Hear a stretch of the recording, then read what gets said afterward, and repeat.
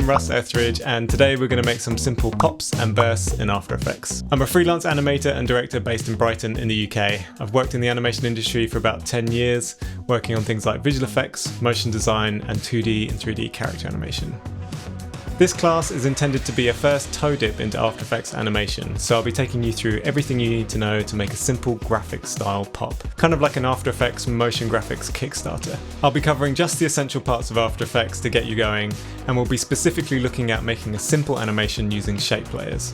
Shape layers are basically After Effects' vector drawing tools, kind of like what you'd find in something like Adobe Illustrator. I'll be putting a bit of extra emphasis on the animation side so that the motion looks and feels really nice, and you'll be following me through step by step, so this class is suitable for people who are completely new to After Effects. And then at the end I'll be setting a hands-on class project so that you can try out your new knowledge to make something unique. We'll be covering a quick intro to the After Effects interface, just the main parts for your popping purposes, and then an intro to shape layers, the ins and outs of what they do and how they work. We'll be making one main pop animation that looks like this.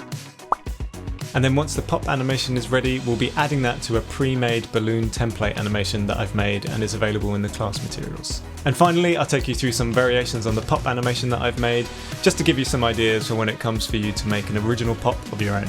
I hope that once you've completed this class, you'll have got to grips with the basics of After Effects, as well as a good knowledge of shape layers and the timeline so that you can make some satisfying animations with them. Let's pop.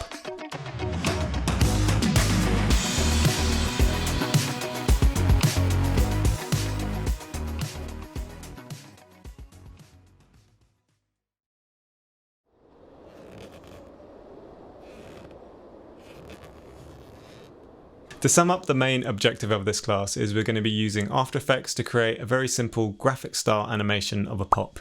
And we're going to do this by just focusing on the main things in After Effects that we're going to need to be able to do this without getting too bogged down in all the things that After Effects can do, because After Effects can do a lot of things. Then by the end, you're going to have this very satisfying burst animation that's useful in loads of different situations. Years ago, I saved myself a little pop animation preset, and I keep going back to it and using it in loads of different projects because it's just such a useful thing. Not just for when things pop like balloons, but also when things just appear or disappear on the screen. You can just use a little burst for that, like graphics, text, icons, even characters, you can do it, or even just highlighting something that's happening on the screen. Like if there's a light blinking, it's useful to have a little pop animation next to it. So it's useful in tons of different ways, and it's something that is great to just keep in your back pocket. So let's have a quick rundown of everything that we're going to be covering in this class. First, we'll be looking at the After Effects interface, basically what you see when you first open the program. After that, we'll make what's called a composition, which is basically where you do all your work in After Effects. In that composition, or comp for short, we'll be making a shape layer. I'll take you through what shape layers are and what they do, because that's how we're going to be making our pop. After that, I'll be taking you through the various animation tools that we'll need to make it actually move. We'll have a very quick look at the graph editor, which is a little bit more of an advanced tool which you don't often get in beginners After Effects classes, but in this situation I think it's going to be useful to make our pop look really nice, so I think it's worth it.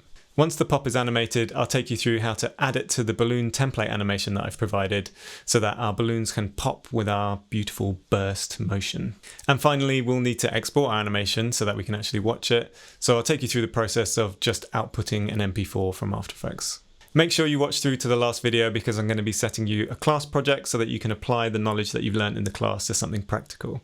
Then you can post your animation in the class project section and I'll be there grading them really harshly, so make sure you do a good job. No pressure.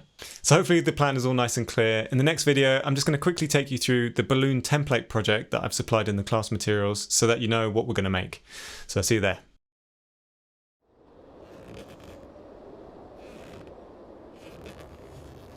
Okay, so in this lesson I'm going to quickly show you the balloon template project that's available in the class materials. Although we're not going to be covering exactly how I made the balloons in this class, the template is there if you want to explore it yourself, but I just thought it would be way more fun to have something to put your pops on rather than just ending the class with a pop by itself. I thought it would be useful for you to see what we're going to be making and also what's included in the project so that it's in your brains before we get down to the nitty-gritty. It's not essential to follow along in this lesson, but if you want to, make sure you go to the class materials and download balloonstemplate.aep. We're going to be using it later anyway, so make sure you have it. So let's get to it.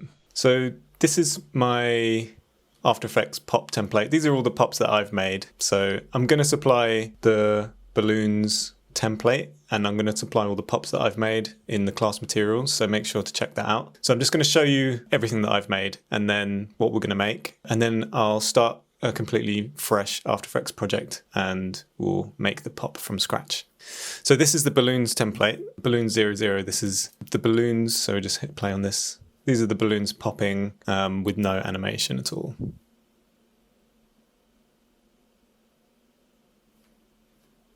Okay, and then this is the pop that I'm going to go into a lot of detail on how to make.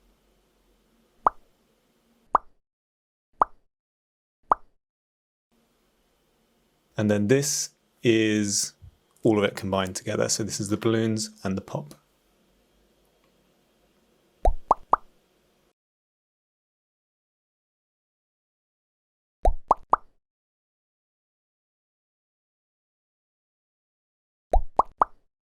So it makes a very nice, clean motion graphics kind of pop, which might be useful in a scene like this. And then I'll just quickly show you the other ones I've made. So this is the second one, variation on that. So there's kind of like sparkles. And then we've got this kind of like, I guess, slightly more anime type pop. And then we have balloon 4. It's a bit more like another kind of fireworks type one, where we've got the lines coming out, and then we've got some sort of line sparkles as well. And finally the fifth one I made, these sort of nice moon-shaped pops, which are a bit more kind of like mini anime explosions as well, with a little bit of line detail there. And I've also sort of coloured these ones to match the balloon colour. This one almost looks like the actual material of the balloon is popping away.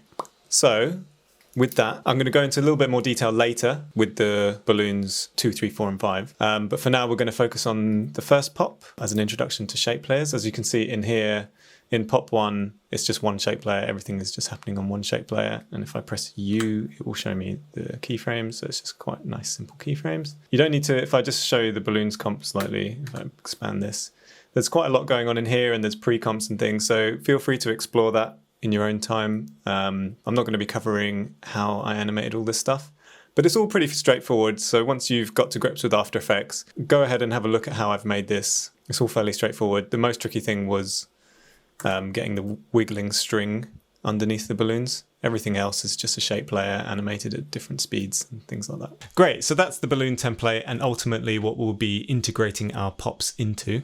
In the next lesson, we'll be looking at the After Effects interface, basically what you see when you open it up for the first time. So I'll see you there.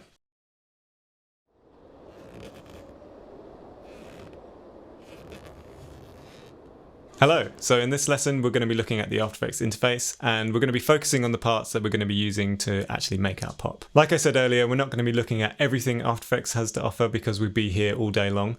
We'll be just looking at the essentials just to get you up and running. So this is After Effects. So let's start a new project. So I'm going to File, Close Project. When you close a project in After Effects, it just gives you a blank project. So you can see up here it says Untitled Project. I'm on Windows, so if you're on a Mac, things might look slightly different, but the main interface of After Effects should be the same. I can't actually remember when you first open After Effects what layout you are presented with. Things in the middle should be roughly the same, but over on the right-hand side, these panels might look slightly different, so don't worry if they're slightly different. This is kind of the area which we're not really going to be looking at anyway, so don't worry about that for now. And if you want to get it to look like this, hopefully if you press default up here, these are all the different panel layouts that you can load out. You can even save your own one. I've got a Rust space there. But if you press default, hopefully it'll look pretty much like what I've got here. So there's a lot to After Effects. After Effects is a program that takes a long time to learn every aspect of it, but you can get going quite quickly, particularly if you've got any kind of Photoshop experience. It's very similar in terms of the layer system, but the layout is completely different. And obviously this is geared around making video rather than stills. If you don't have Photoshop, After Effects actually does a lot of the things that Photoshop does. And in some ways, it does them in slightly different ways. In After Effects, things happen live, so you can change things more easily. In Photoshop, a lot of the effects and ways you might make masks and things like that are kind of irreversible. They're destructive. So once you've done something to a layer, you can't go back unless you undo. Whereas in After Effects, things tend to be a bit more live and editable, which makes them animatable as well. So that's kind of the main difference between After Effects and Photoshop, just as a point of reference for those of you that know Photoshop. So let's get into the interface. So up right at the top here is all your tools. The main tools you'll be using is this selection tool, which you kind of use to drag things around, click on things and move things around inside the panel. So we'll get to that in a minute.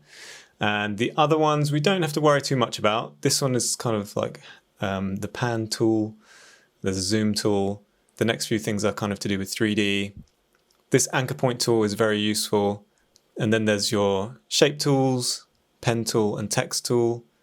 And then these are kind of brush tools and things which we're definitely not going to get into today. And these ones are roto tool and things. So these ones are a bit more advanced and they're a bit more for compositing and advanced animation. So we're not going to get into any of that today. But the main ones we will be focusing on are the shape tools, because we're going to be making a shape layer. But we're not really going to be making complicated shapes. We're just kind of making lines. So we'll probably use the pen tool. And if you were making shape like I did with the other pop animations, I think I made some circles and stuff. So those would be made using here. If you drop down this, we can't do it right now because we haven't got a composition open. But if you drop this down, you can select some different shapes. Okay, moving away from the tools, we've got the project window. This is another main window that you'll be using. Everything that you make in After Effects appears here. So if you import images or videos, they appear here. If you make a composition, which we'll be doing in a second, that appears here. Audio files, etc. Everything goes into this window here. And then moving down to the timeline, once you make a composition, this timeline becomes active, and this is where all your layers. So your layers will appear down here, and over here is where your timeline is. So you can go from 0 time and then you can play forwards in time across here. And there's various tools to zoom in and out and use this a bit better. And then in the middle here, the big window is where you can see all your things that you're making. So this is your main viewer. So it's a little bit confusing with the blank project. So let's make a composition and everything should become a bit clearer. So that's a super quick rundown of what you see when you open After Effects. But like I said, the best way to understand it is probably just to get started. Well, in the next lesson, we'll be setting up our After Effects project and we'll be making a composition with all the settings we need to get started on our pop animation. So I'll see you there.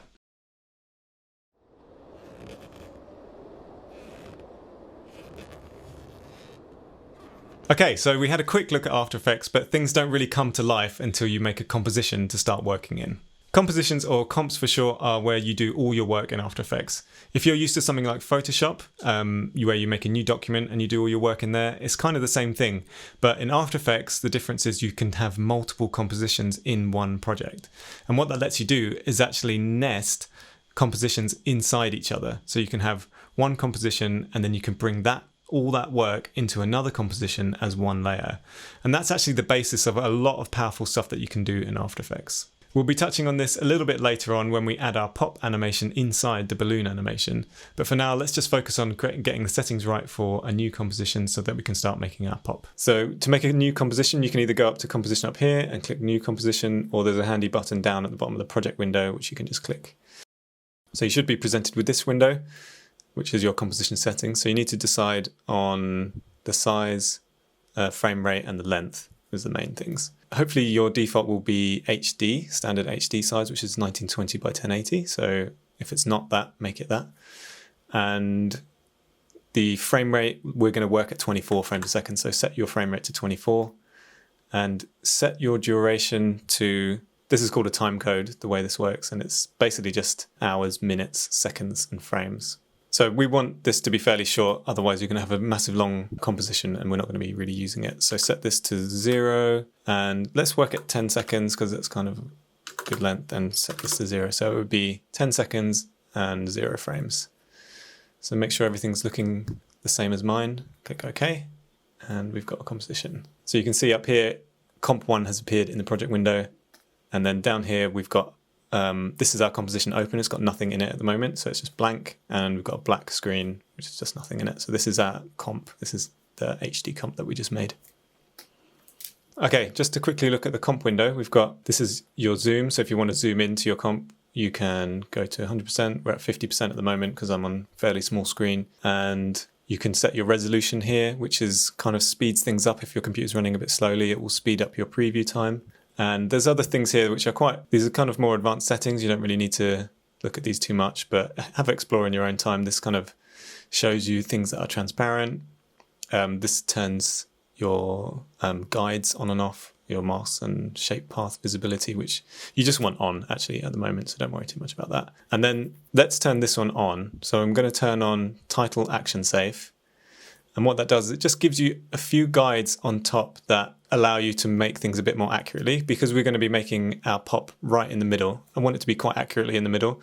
It's not 100% necessary right now, but I think it's good practice. So make sure when you're making things that you're aware of where they're going, because it's quite important when you're animating to be nice and clean and tidy with the things that you're making. So switch on title and action safe by clicking on this sort of target little button and then turning on title action safe. Great, so let's just quickly recap what we learned in this lesson. We clicked on our make new composition button. Next, we looked at the comp settings window that popped up and we made sure that we were working at 1920 by 1080 and that we're working at 24 frames a second, and then we set our comp length to 10 seconds. After that, we saw that a new comp had been added to the project window and that the timeline for that comp was added to the timeline window.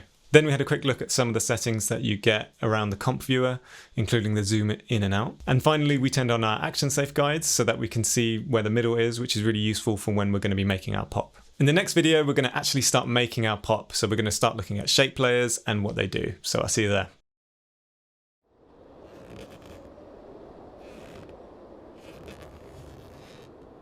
Welcome back. So in this lesson, we're finally going to get into our pop animation, and for this, we're going to be using shape layers. Shape layers are essentially After Effects' answer to Illustrator, if anybody's familiar with that program. They're basically a vector drawing layer, so you can draw your vectors into this layer type. Lots of tools that are similar to Illustrator in lots of ways, although it's very much stripped back. But the main difference with After Effects is that you can animate all the properties. So without any further explaining, it's better to just have a look, so let's get to it. The next thing we're going to do is we're going to make a shape layer, and the shape layer is going to be a line so that we can make our pop. So if you think about how the pop is constructed, it's a ring of lines that are expanding out from the middle. A lot of the things in After Effects is figuring out the simplest ways of doing things. So you can obviously make every single line and animate it, but what we're actually going to do is a clever way to use shape layers so that you can make one thing and have it repeat multiple times in a circle. So to make a shape layer, we're going to click on our pen tool at the top here, and we're going to just click on the screen and make a line. I'm not going to put it right in the middle. I'm going to offset it slightly because I don't really want the lines emanating right from the middle because it will make kind of an ugly star. I want a gap in the middle. You can make it however you want to, but I don't really want my lines to touch in the middle. So I'm going to make it slightly to the right, and we're going to make a line going off to the right, and we want it to be dead straight. So I'm going to click where I want the line to start, something like that, and I'm going to hold shift and I'm going to click where I want the line to end. So I think I'm going to make the burst about that big, something like that. There we go. So now we've got a path here. And as you can see, it's now made a shape layer in the composition. So it's put this blue block here, which is indicating how long that shape is on for, and it just makes it for the entire length of your composition. You can see it goes from 0 to 10 seconds here, like we made in the composition settings, and it's made shape layer 1. So when you click off it, because we haven't added any look to the shape, you can't see it at the moment. Yours might be different. You might be able to see it. It actually has, for me, it's made a black stroke. You can see the shape layer settings at the top of the window here. You can see fill and stroke, which are two things you can apply to shape layers. It's got no fill, which is indicated by that red line, and it's got a black stroke, indicated by this black box, and the stroke is 2 pixels wide, and because it's black on black we can't see anything. But just to give you a bit more of an intro to shape layers, because it's kind of difficult to see with one single line, if you create a shape you can close it, so you can create any kind of line, and these are Beziers, so if you drag and click it will create a curved line. If you just click it will make a straight line, and if you click back on the first point that you made it will close the path. And if I click on the settings up here to change it so that you can actually see it. So if I click on the fill, it will give you a color box. So let's just make it red for the moment. And if you click on the stroke, I'm going to make that blue. Actually, let's make it a bit more visible. I'm going to make it green.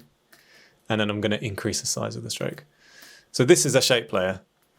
This is a shape, and I've given it a red fill, and it's got a green stroke. So the stroke runs along the actual path, and the red fills the inside of the path.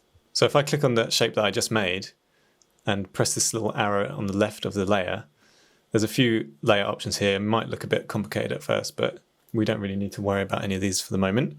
So let's just roll down this arrow, and then we'll roll down contents. So you get contents and transform. Transform is something that comes with every single layer in After Effects, whereas contents is particular to shape layers. So we're going to open up the shape layer contents, and then you get shape 1, because you can have multiple shapes within a layer. So we'll roll down shape 1, and you can see that it's got path 1, because you can have multiple paths in a shape. And if we open that, you can see the path in there. Then if I roll down stroke, we can see some stroke settings as well as our green color. And you can also see your stroke width here, 31, which is the same as up here. And you can also see that we've added a red fill with some other fill settings as well. But we don't need to worry about the settings for the moment. It's worth noting that these settings inside the shape layer are the main settings for that shape layer. You can change the shape layer settings using these ones up here, but these ones are more for creating new shape layers. So these are the settings that if I made another shape layer now, it would take these settings. But if you want to change your shape layer that you've made, it's probably better to use the settings inside just in case, because if once you start having multiple shapes with different settings inside one layer, this one doesn't really change it anymore. I think it might change all of the shapes, and it's maybe not what you want to do. So I'm going to delete that second one for the moment, and we're going to focus back on this line that I made. So let's roll out this shape layer, roll out contents and shape. We're going to go into the stroke settings, rolling down stroke, and I'm going to change this to white. So under color, we're going to change the black to white so we can actually see what we're doing, and just make it bigger so that we're sure that we're doing it. I'm going to change this to maybe 4 so that it's kind of like a nice thin line. I'm going to change the line cap from butt cap to round cap. Make it clear. I'm going to increase the stroke width so you can see what it's doing. So that's actually rounded now, whereas before butt cap is kind of like flat. I'm going to make a round cap. So I'm going to string that back down to 4. Okay, before we go any further, I'm going to save my project. So I'm going to go File, Save As, Save. Okay, so I've just imported something just for myself for reference. This is just for me making it. So in this window, you can have folders. So if you click on this button down here, you can make folders. This is just for organization. And let's say I wanted my comp in there, you can put it into the folder. So this is just like an organizational thing. This is just my other balloons just for reference so that I can see what I'm doing. And maybe a good idea as well is to rename our comp to pop. So if you click on your pop and if you press enter, you can rename that. I'm going to call this pop 01. If you right click, you can also rename it here. I'm also going to rename the shape layer. So if you press enter on the shape layer, that will let you rename it. And I'm just going to call that pop. Cool. I'm just going to make the stroke width a little bit bigger. So it's going to be stroke 11. It's a bit thicker, so it's a bit more visible.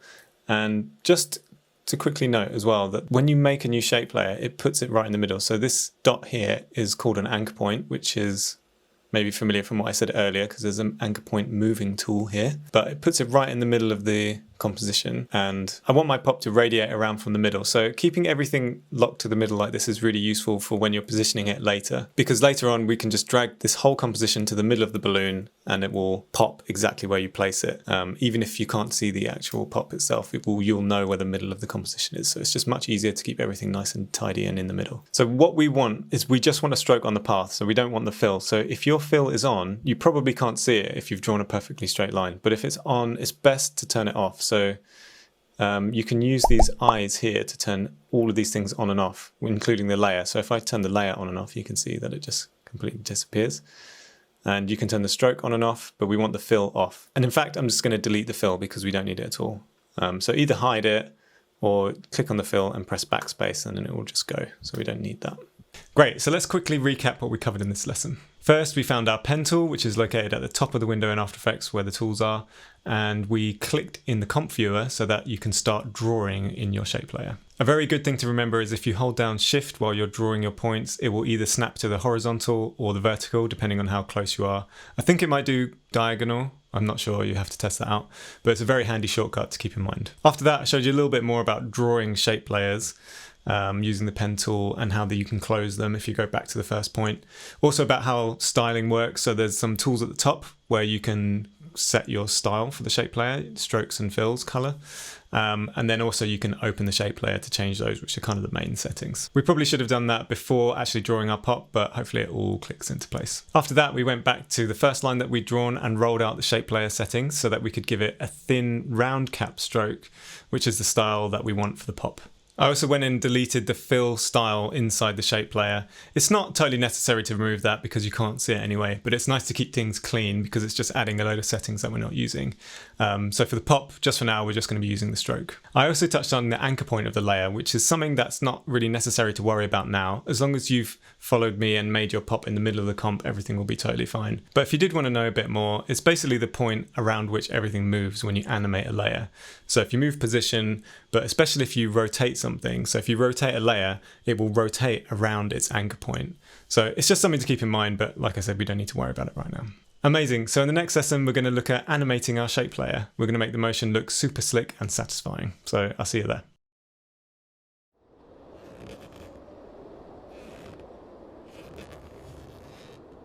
Okay, time for my personal favourite bit, making things move. In this lesson, we'll be adding an effect called trim paths to our shape layer. This is basically so you can animate the stroke along the path. We'll then be looking at setting some keyframes for animation, and we're going to touch very lightly on the graph editor. So let's go.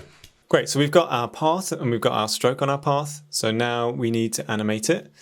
And the best way to animate the stroke doing the motion that we want, starting from nothing, expanding and shrinking again, is something called trim path. So you can actually trim the stroke along the path to a desired length. And to do that, we're going to add here. So up here are some special properties that you can add to shape layers. All kinds of fun things. So you don't really need to worry about any of these right now, apart from trim paths. We're going to add another one later, but we'll get to that in a minute. And trim paths goes down here below the shape.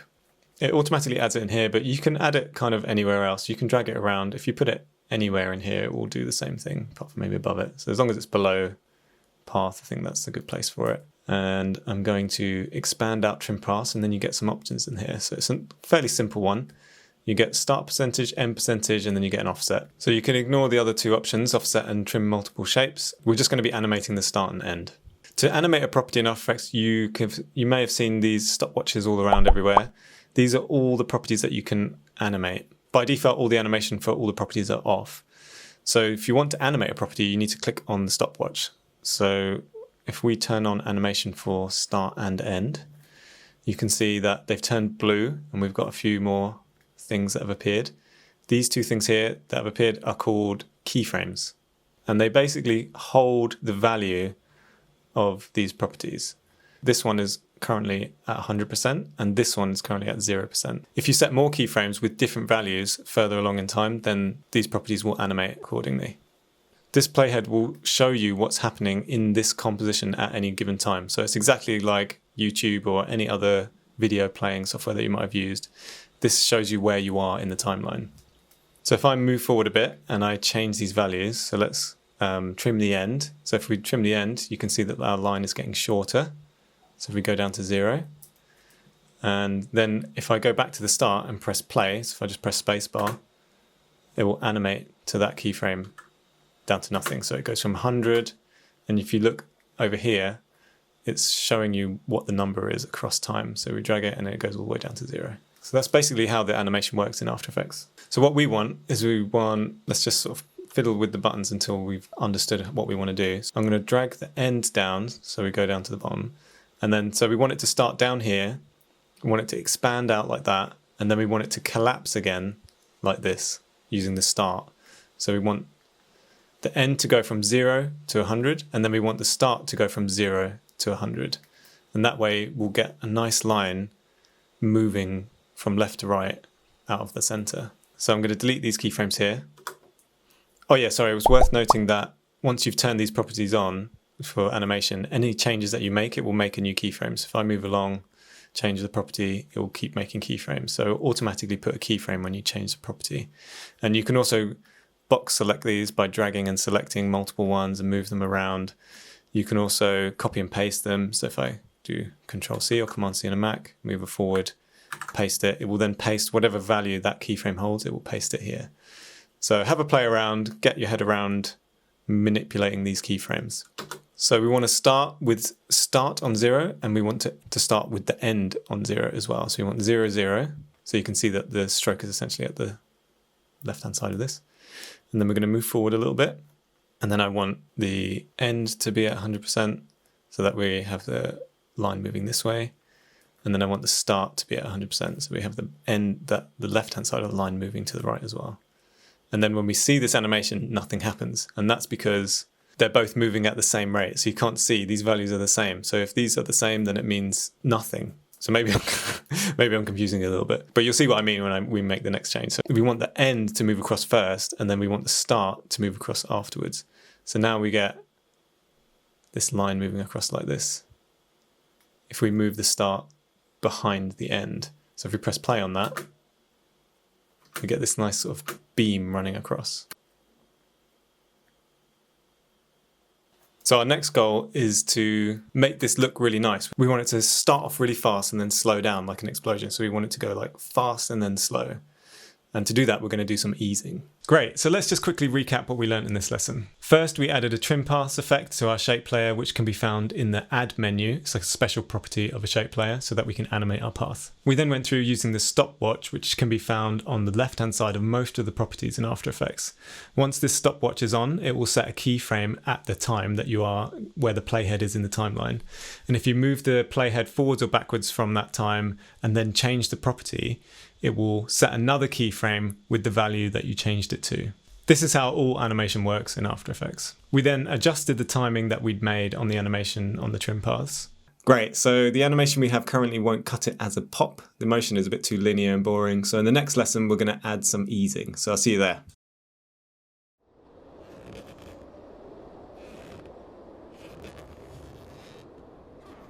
Welcome back. So we've got the line moving, but the motion is quite linear at the moment. So in this lesson, we're going to concentrate on making the line feel like it's going to be something exploding. To do this, we're going to add a little bit of easing, and we could just add the default easing, but I think it's going to need a little bit of extra love. So to add that extra oomph that the explosion is going to need, we're going to use the graph editor.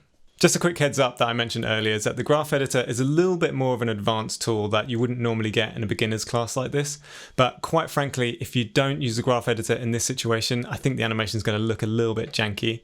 So I'm going to insist, and it's going to be the little bit of special sauce that will make our animation look really slick. But don't worry, if you follow my steps closely, hopefully you won't get lost. So easing is the way you control how something moves over time. Setting keyframes like this is telling the computer how far to move something over a certain time, and easing is how something moves. And what you basically have control over is the speed over that time is the best way to describe it. So for example, if you want it to go slow and then quickly, or do you want it to go quickly and then slow? Or you can go slow, fast, slow. And you can do any combination in between, and you can adjust that. You can fine tune that to whatever you want. So that's how you kind of control the way something moves between 2 points. Let's quickly break out here for the moment, because easing is quite a tricky thing to explain. And if you fully understand it, I think it's going to be really good, because it's basically the fundamental way to make animation look nice. So I'm going to make a little graphic to hopefully explain it a bit better. So on the left here, we've got 3 graphs, and what you have on the vertical axis of the graphs is the speed, and what we have running along the bottom is the time. And over here we can see the different types of easing that I've applied to these 3 balloons. So at the top we have a constant speed, in the middle we have the default easing, so this is what After Effects calls an easy ease, and at the bottom we have an exaggerated ease, which is what I want to do using the graph editor with you guys. So you can see the effect that it has on the motion. So if you just look at the blue balloon, you can see how it moves across, and it just very robotically, in a completely constant speed, goes back and forwards. The middle balloon slows down towards the ends of its motion. So it does go down to 0, but it looks fairly constant in the middle. So it's kind of speeds up and slows down, or it speeds up and slows down in a very smooth motion. And then the bottom one is really exaggerated. So you can see by the graph, it goes really slow, and then there's a bit in the middle where it goes really quick, and then it goes down to really slow again. So you can see it kind of moves slowly and then like whips across. So that's basically different types of easing, and you can completely adjust this curve to do whatever you want. You can have it be constant and then go really slow, or you can have it go really fast at the start and then go down really slow, and a whole combination of all the things in between. And when you combine that with the movement going in different places or whatever, that's how you build up all different types of complicated animation. So applying that to the pop, you can see that the easing I've got on it is very fast at the start and then it slows down towards the end. So ignoring kind of the length of the line at the minute, because that's just a different part of the animation. If you just kind of look at the start, look at the front of the lines, you can see that it is moving really quickly at the start and then slows down. And the reason we want that is because that's kind of how things explode. If you imagine an explosion, you get something moving very quickly at the start, and then because of air resistance, that thing slows down. So you can control the easing of something to match reality in a way. So even though this is a really graphic pop, we still want it to feel kind of natural. And to make things natural, you have to apply a certain amount of physics to it. You don't need to know it, obviously, because this is just animation and it's graphics and stuff, so it doesn't have to be like physically accurate, but using your experience of the world, you can just apply that to anything that's moving. So obviously when something pops, it will be moving really fast at the start, and then because the air is around, it slows it down. And the bigger the explosion, the more exaggerated that is, so the more exaggerated the easing would be. So a really powerful explosion would be super fast at the start, and then it would just get really, really, really slow towards the end, and there'll be this like very slow drift. So yeah, hopefully that explains a little bit more about easing and why we're animating the pop in this way. So I'm going to zoom in a little bit. So I'm going to grab this top bar here, kind of shows you the amount of the timeline that you're zoomed into. So at the moment it goes all the way along, which means we're fully zoomed out. So this is the entire timeline that we're looking at.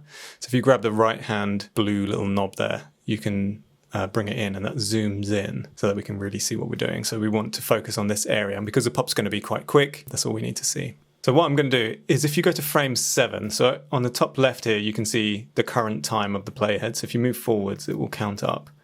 And I want to go to frame 7 because I think that's how long the pop should be, and because it's going to be really quick. And I'm going to grab these top 2 keyframes, the start keyframes, and I'm going to move them over to so they're just one frame slower, one frame after the end keyframes.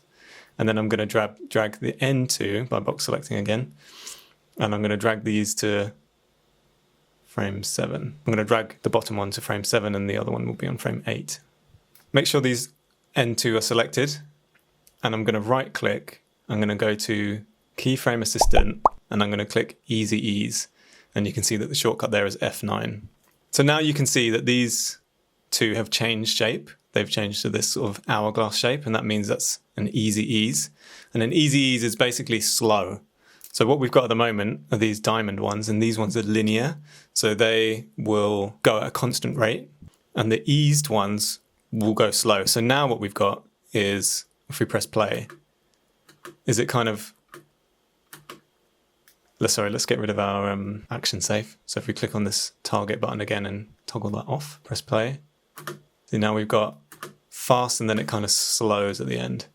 And the easy ease is kind of a default ease. You can make it even slower than that. And the way to make it even slower is by using the graph editor. The graph editor, admittedly, is probably the most advanced thing we're going to look at today. It's an advanced way of controlling the ease. And in my opinion, we're not going to make it look very good if we just use regular easy ease, because to me, it looks quite robotic. And what I want is a really satisfying fast pop. So it's really fast at the start and then very slow at the end. And the way we're going to do that is to increase the amount that we're easing. So we're going to click this button at the top of your timeline. It's called the graph editor when you hover over it. And we get this graph view. So if you just click it and you don't have anything selected, there'll be nothing in there. So you've got to select something. So if we select our start and then you hold shift and press end, then we can see both lines here. Now they're sort of here in the graph. So we can zoom in a little bit more here. There's 2 different views in the graph editor. Your one should be the speed graph. So if it's not on the speed graph, switch it to it now. The other mode is the value graph. And we're only going to look at the speed graph today. So I don't want to confuse you too much by talking about the difference between these, because it's quite complicated and it's quite difficult to explain. But just know that the speed graph is the one that you need. So make sure you click on this button down here, which is this sort of square with a menu thing, edit speed graph. And then you should see this. So these are 2 lines. One represents the start and the other one represents the end. These squares are our keyframes. Make sure you're on the... Let's go to our selection tool. Rather, if you're on a different tool, make sure you're on the selection tool so that we're selecting these. When you click on these, when you box select them, it will give you these handles which show its influence. The speed graph shows us how fast something is moving on a particular frame. So you can see these ones at the left, they're moving fast. I mean, these numbers are kind of meaningless. I never really look at the numbers. 342% per second. Okay, it's kind of meaningless. And the other one is 0% a second. So that's a bit more easy to understand. It's coming to a stop at the end, basically. So from this point onwards, the line is not moving at all. It's moving 0% per second. Whereas at the beginning, it's moving very fast. It's moving 300% per second. And this line shows you that change over time. So it's slowing down towards the end. But don't worry too much about that. That's kind of technically how it works. So what we want to do is we just want it to go really fast at the start, and then we want it to go really slow at the end. So we're going to box select these two end keyframes, and then I'm going to hold Shift. Make sure your magnet is on down here. This kind of makes things snap together, snap to things. So just make sure that's on before you do anything. And we want to drag, again, make sure these two are selected, and we're going to drag to the left these two little points, and it should change the shape of your graph. I'm doing this while holding Shift, by the way. So I'm just going to undo that and do it again. So hold Shift and drag these dots to the left. And now we've got really fast at the start, and then it goes really, really slowly towards the end. So it goes up to 1,400% a second. So that's quick. So now if we press spacebar, now it looks like a real laser. Like, just to be able to loop this a bit easier, the gray bar below the zoom bar, this is kind of your preview range. So if you grab the left-hand side, which we can see here, you can move it left and right. And if you zoom all the way out, you can see the other bar here is the full length of the timeline. So we're just going to pull this in. I'm going to zoom in again so that we're just previewing this little section so that we can see it over and over again. So I'm going to press spacebar. Oh, sorry. If you press spacebar and you're outside of your preview range, it will just carry on. If you're inside your preview range, it's a loop. So if you make sure when you're previewing things, if you just drag the playhead to 0, then press spacebar, it'll be fine. So now we can see it over and over again. So that's looking really nice. It's really nice and simple. That looks very satisfying. Amazing. So hopefully that all made sense, and you now have a very snappy line that zips across the screen. Let's quickly recap what we covered in this lesson. Hopefully I've successfully explained what easing is. It might be obvious to some people, but I think if you're completely new to animation, it might be a bit of a tricky concept. So I think it was worth spending a bit of extra time on. And we can now apply that principle to our pop animation. After that, we selected the end keyframes and added what's called in After Effects an easy ease.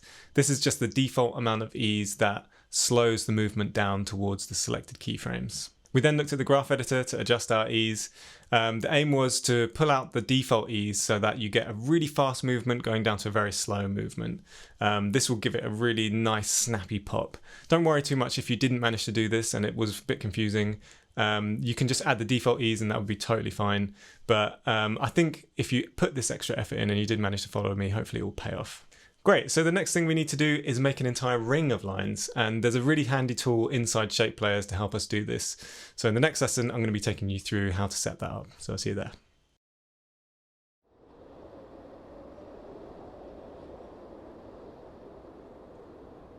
Okay, so the last thing we need to do to finish our pop animation is repeat the motion in the circle. There's a really handy tool inside Shape Players that lets you do this exact thing, and it's appropriately called a repeater. So let's add that now. But we've only got one line and we want an entire circle of lines. So to do that, we're going to need to add another Shape Layer property. So we're going to go to Add here, where we found our trim path. So click on this, and then we're going to add Repeater. So click on Repeater, and that will appear down below your Shape Layer. I like to keep everything inside the shape, so just out of practice, I'm going to put it below the trim paths. Open that up, and then we've got some more options here. So this allows you to copy whatever is above it, and you can move the copies. So let's move forward a little bit so we can actually see our line. And you can see maybe it's doing something here. So we've got 3 copies at the moment, 1, 2, 3. And if you roll down the transform in the repeater here, so you go, let me just make sure that's not confusing. So if I close everything, shape, open the repeater, and then open the transform inside the repeater. So transform repeater, you don't want the transform shape or the transform at the bottom. You want transform repeater, so open that up. And you can see here, it's moving 100 in the X dimension. So for all positions, unless you're working in 3D, it's X and Y, and X is horizontal and Y is vertical. So we want those to actually both be 0. So make sure, so go in, so this is like the default repeater offset. So just make that 100 0 in position. Now they're just 3 on top of each other. That's why you can only see 1 again. But what we want is rotation. So we want to rotate. So we want to rotate our copies all the way around. We want it to just make a complete circle. So we might need to do a little bit of maths. You basically need to choose how many you want and then divide that number by 360. I hope everybody remembers their middle school mathematics. I think I'm going to make 8. So I'm going to make 8, so I'm going to type in 8. And I'm not going to get the calculator out because there is a very handy thing in After Effects. You can actually do maths inside these little boxes. So I'm going to click on the 22 here, which I've randomly scrolled to. And I'm going to type in 360 divided by 8, 45 degrees. So maybe some of you who are better at maths than me knew that off by heart. But I find this really handy. So you could type any number in there and then you can, so let's say we wanted 50 copies. I don't know, go to 360 divided by 50. And there you go, you've got a perfect circle of them. So maybe you want something like that, but I'm going to go for a nice 8. So I'm going to do 360 divided by 8. There we go. So now I'm going to hit play on that.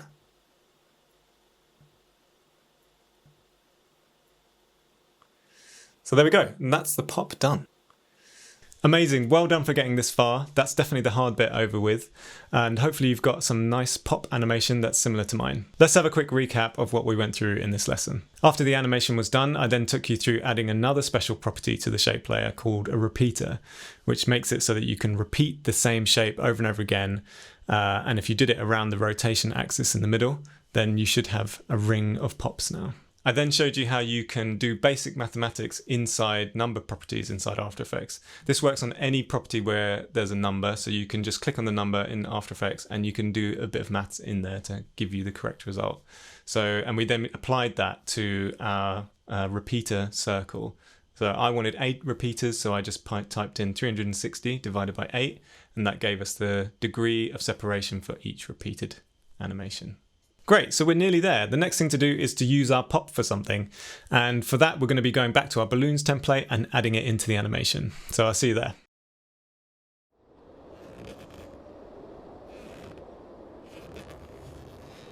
Hello, so in this lesson we're going to be taking our pop animation that we've done and we're going to be adding it to the balloon template that I showed you earlier. If you haven't downloaded it yet, then go now to the class materials section where you can download balloontemplate.aep. What we're actually doing in this lesson is called compositing, so that's when you take multiple assets, whether it's animation, text or footage or whatever it is, and you can combine them into one thing. In our case it's going to be the pop animation and the balloon animation, and we're going to composite them into one thing. So let's get to it. So your project should look something like this. You should have a pop composition up there and your pop animation shape layer will be inside that composition. Now what we're going to do is just import my balloons template project. You can import an entire After Effects project into your current project. So let's just do that now. So in your class materials, you should have a project named balloons template. So if you right click here on in your project window, go to import file. So go to class materials and download it if you haven't done it already. Go to the folder where you saved it and you should have balloonstemplate.aep, which is an entire After Effects project. If you double clicked on that in Explorer or Finder, it would just open up After Effects, this After Effects project. But we're going to import the entire thing. So click import and then it should come in as a folder, balloonstemplate.aep, and inside is the entire project. And then the next thing we're going to do is open that folder if you haven't already, and double click on balloons template. So this should open up this project. I'm just going to click on this. At the moment I'm at 50% zoom. Your one might be different. I'm going to do fit up to 100% so that I can resize this window here by dragging on this line that divides the different sections of After Effects up. I'm just going to pull this up so that we can see a little bit more of the composition down here, and this just shrinks if you've got it fit up to 100%. So just to have a quick overview of what we're looking at, this is all the animation that's happening in the balloon comp. So I'm not going to go into it too much, but explore it at your own pace. And if you drag the playhead along, you can see the balloons come up and they just pop like that. Hopefully you're not overwhelmed by this. This is just a few things that are different happening. The balloons come up and you can see as they disappear, I'm just turning the layer off here by dragging the layer out point so that they just turn off at different times for the 3 balloons. And then you can see my mountain layers there and the cloud layers, and then there's background color there. We're not actually using the clouds, but you can turn those on if you want to, but I'm going to leave them off. And this is super simple. All we're going to do is we're going to drag the pop composition that we made previously, and we're going to drag it in. And the first one is going to go below layer number 4. So I want them to go underneath the balloons. So I'm going to drag that into here. Now you can see pop 1 has appeared here. And the way we've animated it, so you've now got multiple compositions at the top of your composition window, so you can go back to your pop animation. So if you want to go back to your pop, you can just click on these tabs here. And we've animated the pop right at the beginning of the composition. And the balloons pop later on in the composition. So obviously there's a pop right in the middle here, and as you scroll along, the balloons pop a bit later on. So what we need to do is we need to drag our pop along. Pretty sure, you may have your masks turned off, so we need to turn those back on. So this button here, toggle mask and shape path visibility should be on. That way you can see what you're clicking on. So when you click on something, you can see what it's clicking on in the actual composition. So when I click on this one, balloon main 1, it's the middle one. So actually let's do that one first. So we can drag our pop and just put it underneath here. It doesn't really matter where we put this as long as it's below the balloons. I just want it to be right below the one that's actually popping, so you know what you're looking at. So I'm going to drag along to where the red balloon pops, this frame here, and I'm just going to drag this pop composition to the point at which it pops. So now the red balloon goes off, and then our pop animation happens. So actually there's a frame, if you step through the frames very slowly, the balloon disappears, then there's a blank frame, and then the first frame of the animation happens. So if you followed me exactly, you should have this. Doesn't really matter if you don't, because basically all we need to do is just do it by eye. So basically I want when the first frame that there's no balloon, I want to be the first frame of pop. So I need to just drag it back 1 frame. So we go to this frame here, drag it back 1 frame, and now we should have balloon, then pop on the next frame, and then it just pops. And also you might notice that it's not where the balloon is. So that's the other thing we need to do, is we need to move this composition so that it's right underneath the balloon, because we know that the pop was in the middle of our composition. So this anchor point here tells us the middle of the composition. This is the middle. If we go back and turn our title action safe on again, you can see that that anchor point is right in the middle. Let's turn that off for now. So we just need to drag this anchor point literally with make sure you've got the selection tool selected, and make sure you've got your pop 1 composition selected, and just move it to the middle of the balloon. Doesn't matter, it doesn't have to be exact, but just do it by eye. And now when you step through, balloon will pop, and then we've got a nice satisfying graphic pop. Can we play it?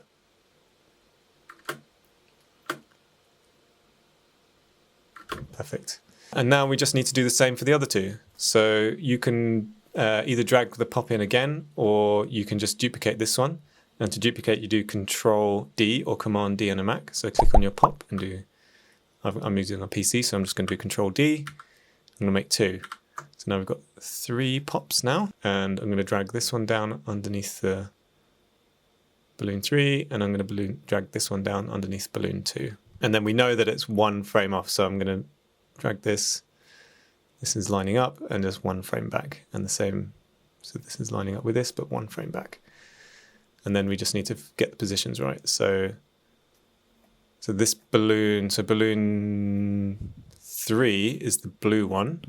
So I'm going to click on the pop that's underneath the balloon 3, and I'm going to move that to here, middle of the blue one.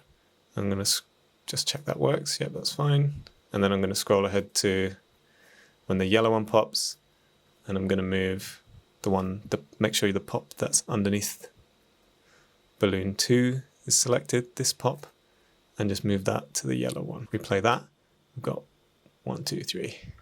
Perfect. And the only other thing that we might want to do, so this is basically done now, but all these pops are the same size, and the balloons have a slight variation in size. These 2 are smaller than the red one, so I'm going to leave the red one as it is, and I'm just going to scale down the pops for the yellow and blue ones. So I'm going to click on the blue one, go to the pop, click on a layer and press S. you'll get scale. And the other way to get that is just to roll it down, roll down the layer, roll down transform, and then you've got anchor point, position, scale, rotation, similar to what we've got in the shape layers, but this is much simpler because it's just for a layer. There's no other options other than the transform options. And the scale here is what we're looking at, what we're interested in. So if I just scroll along to where we can see the pop, you can see if you click and drag on these numbers, you can scale it down, up and down. So I'm going to go with something about 60%. See how that looks. Maybe a bit bigger than 60%, maybe 80%. Yeah, 80% looks good. So I'm going to close that. I'm going to open the one for the yellow one. And I think that can be about 80% as well. So let's have a look at that. Yeah, there we go. That's nice. Very nice. And again, we can try our preview range. So if you want to just test the bit that you're working on, you can move these two handles here, which is your preview range. And you can press spacebar within this range and it will loop around and around. And if you double click it, it will pop back to the full length of the timeline. And then make sure you save. So Command S, Control S. Congratulations, you have now successfully completed a beautiful popping balloon animation. Let's quickly recap the steps we went through to composite our animation. First, we imported the balloon template.aep project into our pop animation project. I then gave you a very general overview of how the balloon animation was put together inside the balloon comp. After that, we dragged our pop comp into the balloon comp.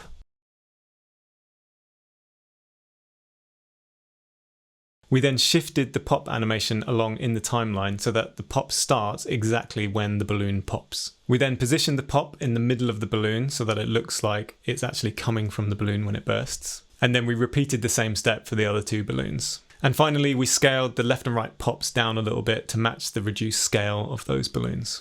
Amazing, so we've now completed our popping balloon animation, but it's still inside After Effects.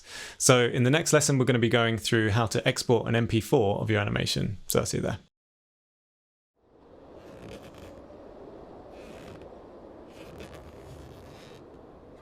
Okay, so we're finished, but there's one last important step to do. If you actually want anyone to see your animation, we're going to have to get it out of After Effects. So for this, we're going to be rendering our animation as an MP4 using Adobe Media Encoder. And that's actually a separate program which just installs alongside After Effects, so you should have it. It's not complicated and we can launch it all from inside After Effects, so let's get to it. Okay, so we're done with our animation. The last thing we need to do is export it so you can show everybody.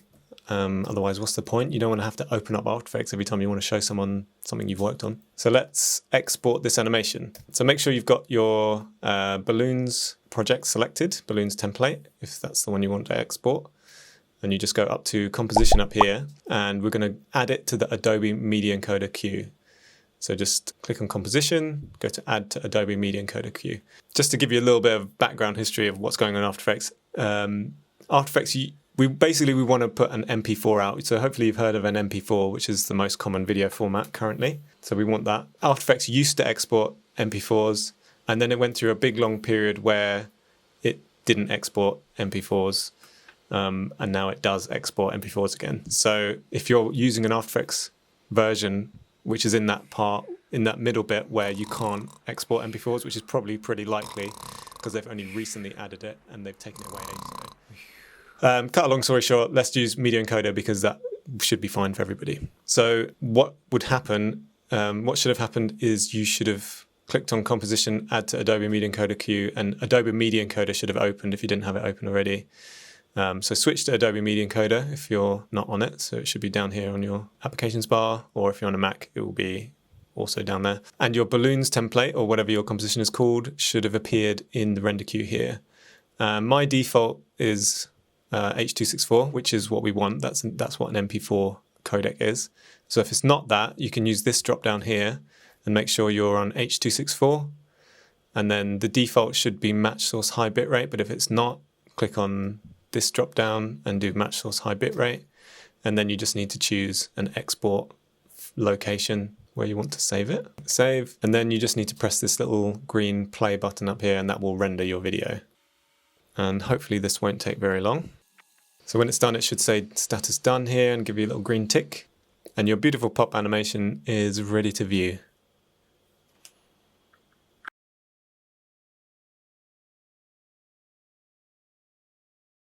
Ah, finally, we can show your friends, your dad, your gran, and a billion strangers online your beautiful animation and bask in their praise. It wasn't a long one this, but let's quickly recap our steps so you can solidify it in your mind. First, make sure the composition you want to render is selected either in the timeline window or in the project window. Then go up to composition at the very top of the After Effects window and go down to add to Adobe Media Encoder queue. Media Encoder should open, and then with a little bit of waiting probably, your composition should appear in the render queue. Then make sure you're outputting an H.264, which is the render codec for an MP4, and set your output settings to match source high bitrate, and then select the folder where you want the MP4 to go. After that, you can just press the green play button at the top right of Media Encoder window and everything should start rendering. Amazing, so you've now finished your animation and you've now outputted a file ready to share. In the next video, I'm going to be taking you through the other example pop animations that I made that I showed you at the beginning of this class. And then in the video after that, I'm going to be setting you some homework so that you can apply your knowledge to something practical. So make sure you watch till then. I just want it to stick in your minds rather than just watching it, following me, and then you're finished. So I'll see you there.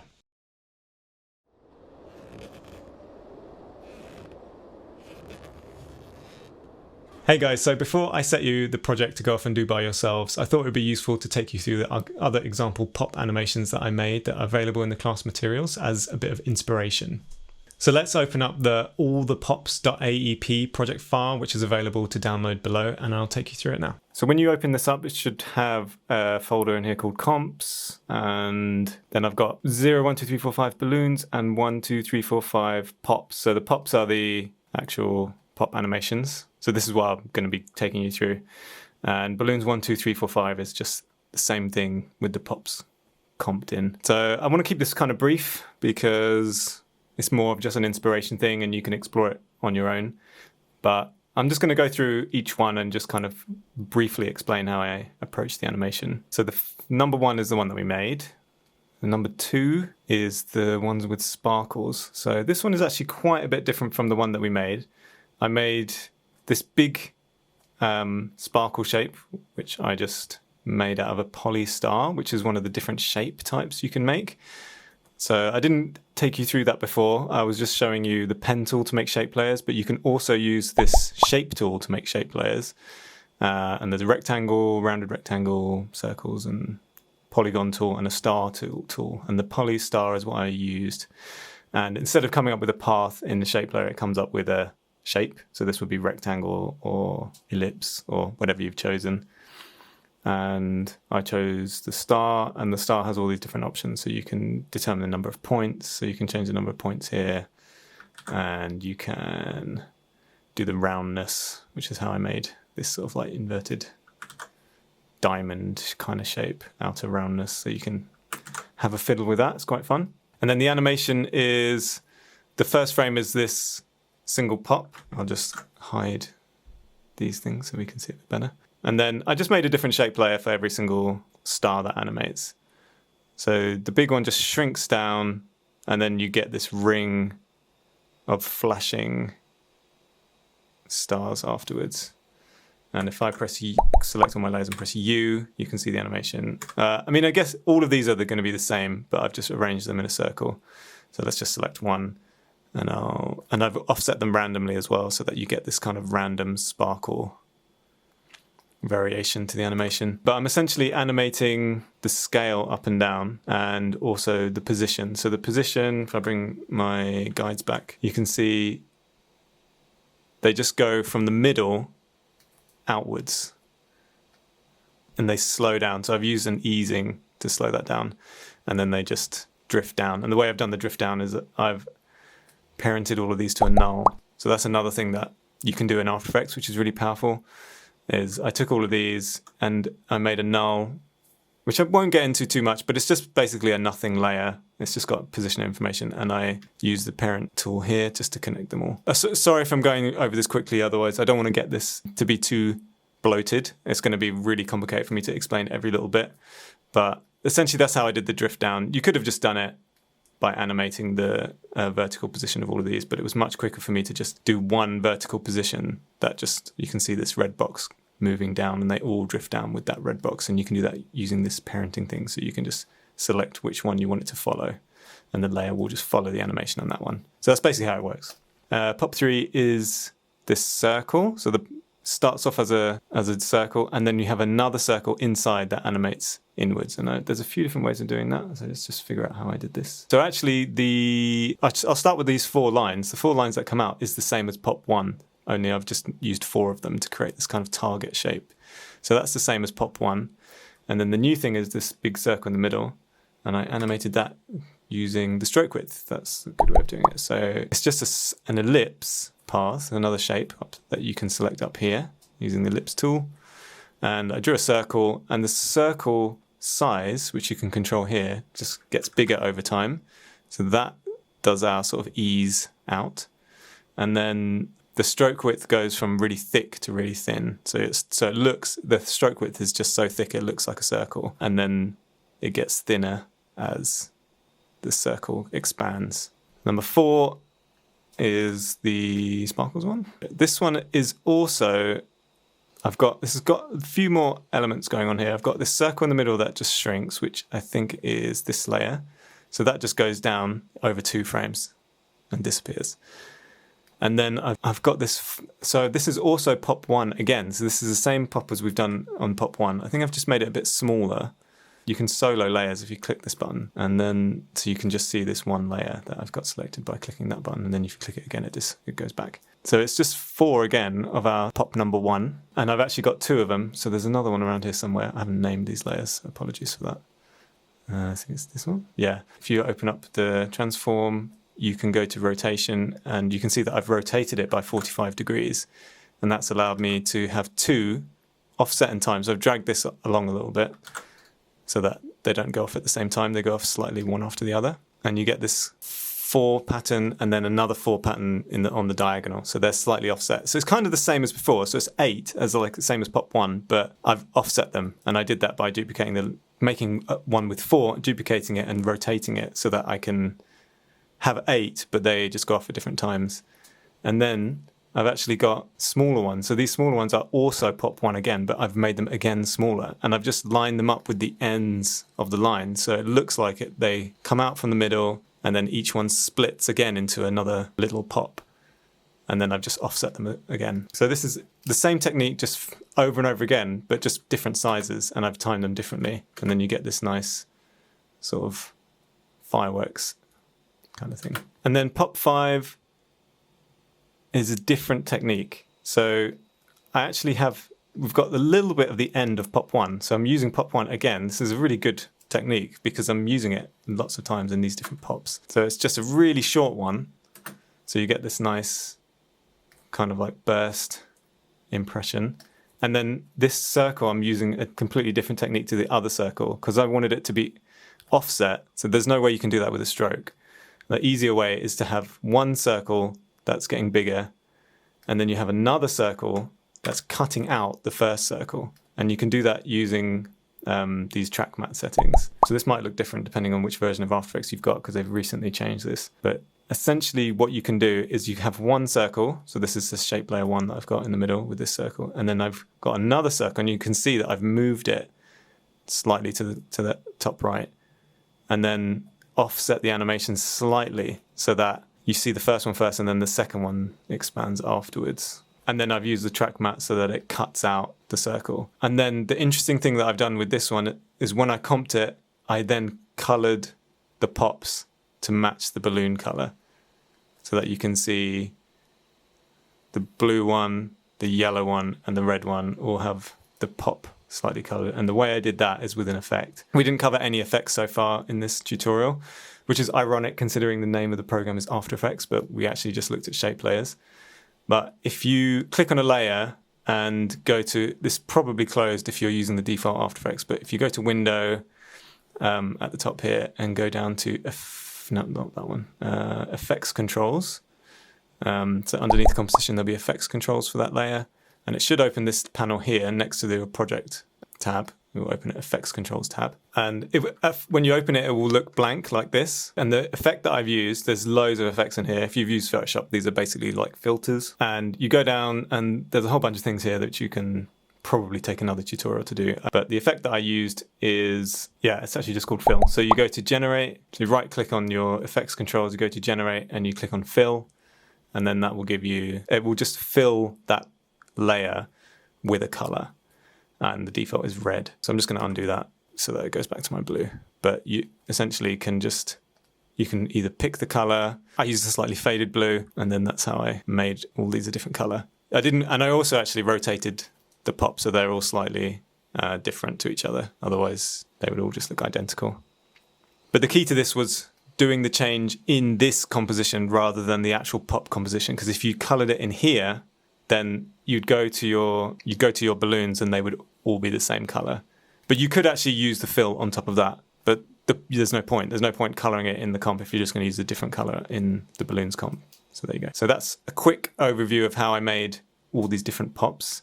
I hope that's given you a bit of inspiration for when you make your own pop. Great, so hopefully that's given you a little insight into what's possible with the pop animations, and also how it changes the feel of the overall finished animation. So when the balloons pop and disappear, it kind of gives them a completely different look and vibe when they actually pop. In the next video, I'm going to be setting you a little bit of homework so that you can apply the knowledge that you've learned in this class to something practical, and we'll also be doing a little bit of a wrap-up, so I hope you'll join me there.